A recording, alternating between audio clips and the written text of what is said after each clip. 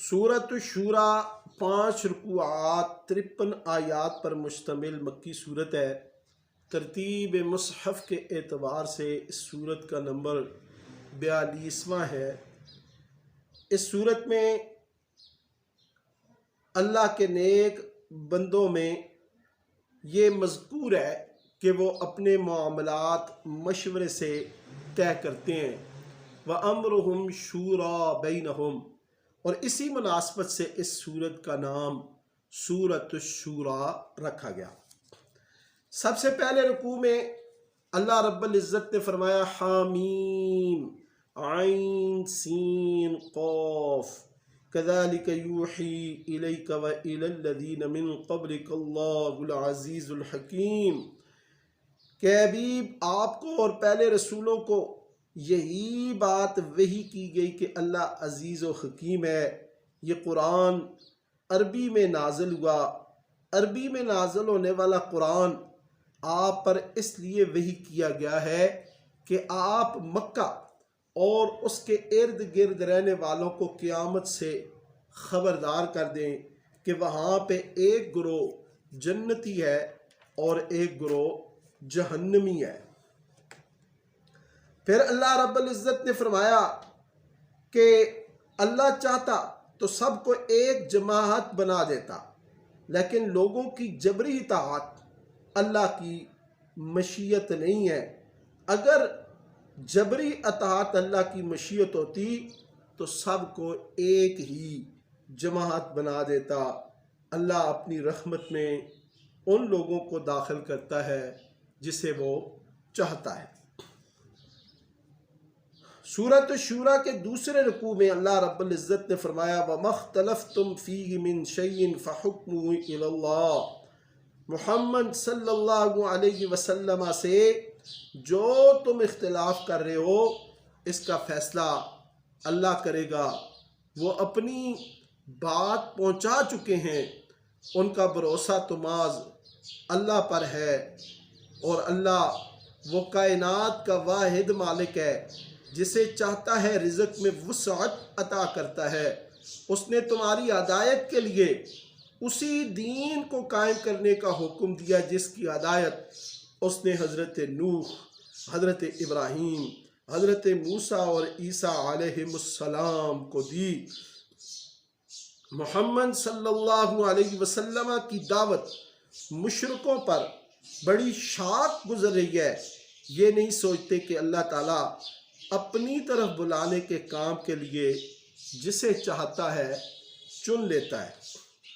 پھر فرمایا اے محمد صلی اللہ علیہ وسلم، آپ دین حق کی طرف بلاتے رہیں۔ فَادْعُوا وَاسْتَقِمْ كَمَا أُمِرْتَ، جیسے آپ کو حکم ملا ہے حق پر قائم رہیے اور ان کی خواہشات کے پیچھے ہرگز نہ چلیے، اور اعلان کر دیجئے کہ میرا ایمان قرآن پر ہے۔ مجھے تمہارے درمیان انصاف کرنے کا حکم ملا ہے۔ اللہ ہی میرا اور تمہارا رب ہے، وہی تمہارے درمیان فیصلہ فرمائے گا۔ اللہ لطیف بعبادہ یرزق من یشاء وہو القوی العزیز، اللہ تعالیٰ اپنے بندوں پر بہت مہربان ہے، وہ جسے چاہے بے حساب رزق عطا فرماتا ہے۔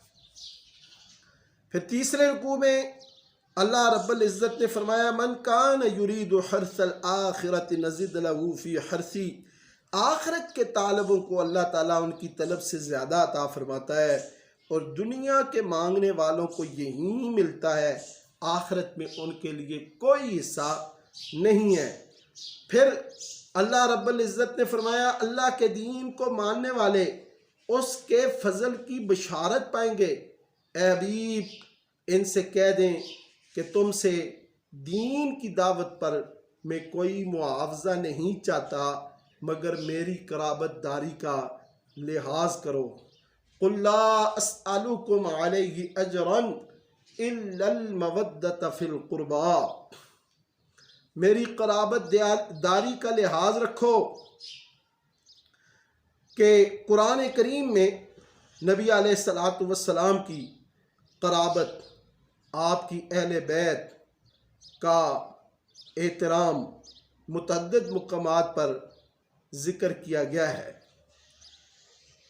اور نبی علیہ الصلاۃ والسلام قرابت کی محبت کے طلبگار ہیں، اور نبی علیہ الصلاۃ والسلام کے جملہ قرابت داروں اہل بیت کرام کی محبت، ان کا ادب و احترام عین ایمان ہے، بلکہ جان ایمان ہے۔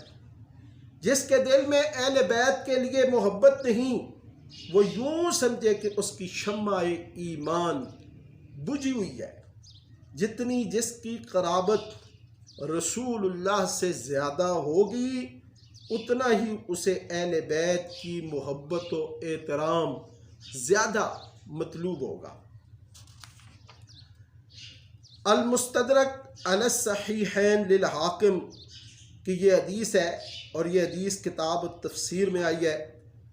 آپ نے نبی علیہ الصلاۃ والسلام نے فرمایا، مثل آل بیتی مثل سفینۃ نوح من رکبہا نجا ومن تخلف عنہا غرق۔ میرے اہل بیت کی مثال نوح علیہ السلام کی کشتی کی طرح ہے، جو اس میں سوار ہوا نجات پا گیا، جو پیچھے رہا وہ ڈوب گیا، غرق ہو گیا۔ تو یہ مثال ہے کہ جس طرح کہ نوح علیہ السلام کے متبعین کشتی میں سوار ہوئے تو بچ گئے، اسی طرح میرے نبی کی اہل بیت سے محبت کرنے والے وہ بچ جائیں گے، اور جو نوح علیہ السلام کی کشتی سے پیچھے رہ گئے وہ غرق گئے، اور جو بھی پیارے نبی علیہ السلام کی اہل بیت سے محبت نہیں رکھتا وہ غرق ہو جائے گا۔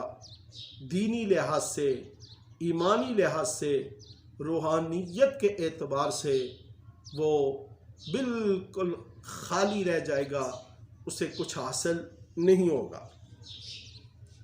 اگلے رکوع میں اللہ رب العزت نے فرمایا، وما اصابکم من مصیبت فبما کسبت ایدیکم ویعفو عن کثیر۔ اے لوگو، تم پر جو مصیبت آتی ہے تمہارے اپنے اعمال کا نتیجہ ہوتا ہے، جبکہ اللہ تمہارے بہت سے گناہوں کو معاف کر دیتا ہے۔ اور اسی طرح پھر فرمایا، جو خوش نصیب لوگ ہیں وہ بڑے گناہوں اور بے حیائی کے کاموں سے بچتے ہیں، غصہ آئے تو معاف کر دیتے ہیں، اللہ کے حکموں پر اپنا سر تسلیم خم کر دیتے ہیں، نماز قائم کرتے ہیں، اپنے معاملات باہمی مشورے سے طے کرتے ہیں، وَأَمْرُهُمْ شُورَى بَيْنَهُمْ، اور ہمارے دیے ہوئے مال سے خرچ کرتے ہیں، اور ان پر اگر کوئی زیادتی ہو تو بدلہ لیتے ہیں، لیکن بدلہ بھی برابر برابر لیتے ہیں، زیادتی ظلم نہیں کرتے، اور معاف کر دینے کا اللہ کے ہاں بڑا اجر ہے۔ لیکن مظلوم اگر بدلہ لے تو اس پر کوئی الزام نہیں ہے، البتہ وَلَمَنْ صَبَرَ وَغَفَرَ إِنَّ ذَلِكَ لَمِنْ عَزْمِ الْأُمُورِ، صبر کرنا اور معاف کر دینا بڑی ہمت اور حوصلے کی بات ہے۔ 5ویں رکوع میں اللہ رب العزت نے فرمایا، وَمَنْ يُضْلِلِ اللَّهُ فَمَا لَهُ مِنْ وَلِيٍّ مِّن بَعْدِهِ، کہ جس کو اللہ گمراہ کر دے اس کے لیے کوئی دوست نہیں ہے۔ اللہ تعالیٰ ہی اپنی مرضی سے جس کو چاہتا ہے ہدایت عطا کرتا ہے، جس کو چاہتا ہے وہ گمراہ کرتا ہے۔ پھر اللہ رب العزت نے فرمایا، لِلَّهِ مُلْكُ السَّمَاوَاتِ وَالْأَرْضِ، زمین و آسمان کی بادشاہی اللہ کی ہے، جو چاہے وہ پیدا کرے، جسے چاہے وہ صرف بیٹیاں عطا کرے، جسے چاہے وہ بیٹے عطا کرے، یا جسے چاہے وہ بانجھ کر دے، نہ بیٹے دے نہ بیٹیاں دے، یہ سب اللہ ہی کے اختیار میں۔